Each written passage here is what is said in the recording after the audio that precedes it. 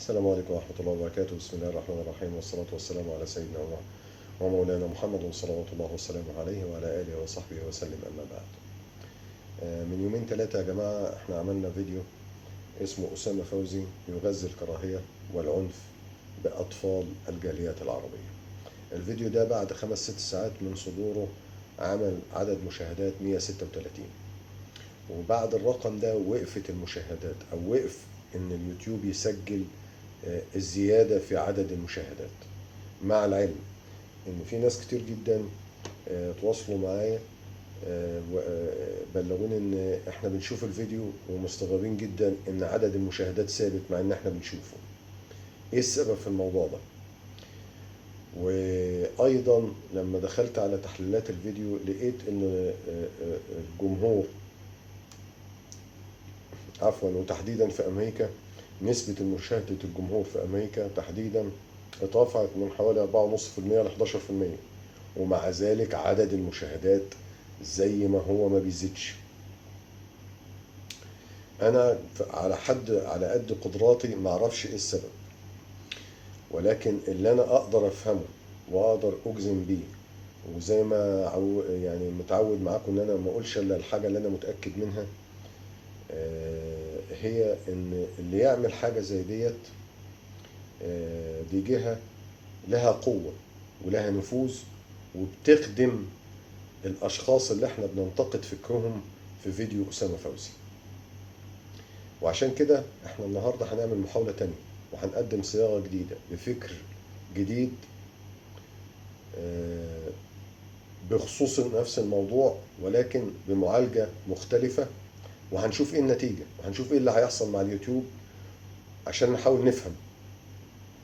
الفيديو النهارده بعنوان CIA وال FBI إلى أين في مواجهة الجمعيات التي تغذي الكراهية والعنف، بين قوسين جمعية أسامة فوزي.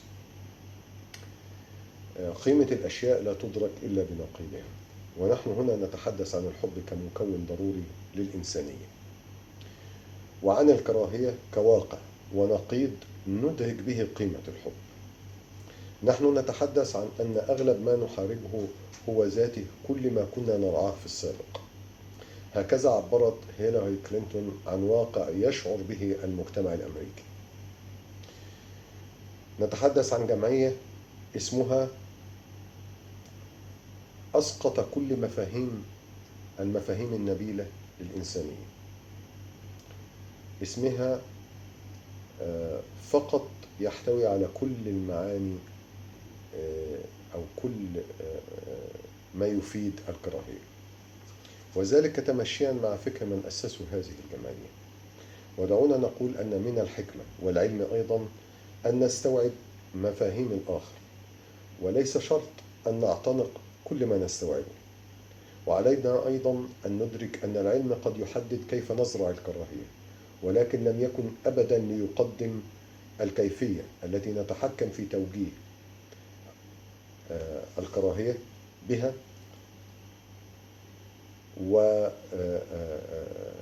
وكيفية التحكم في قدرة هذه الكراهية أيضا،